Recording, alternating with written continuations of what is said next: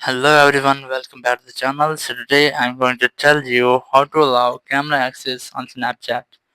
If you are using Snapchat and you want to allow camera access to your Snapchat app, so let's see how can you do it.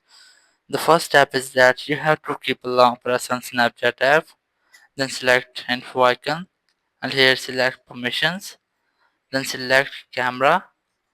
Then you have to select the first option which is allow only while using the app. If you won't find the settings here, so you just have to select the second method which is open settings and here select apps. In apps select see all apps and search for Snapchat. Here's the Snapchat app, tap on it and here select permissions, then select camera. You just have to select the first option which is allow only using the app, just select it.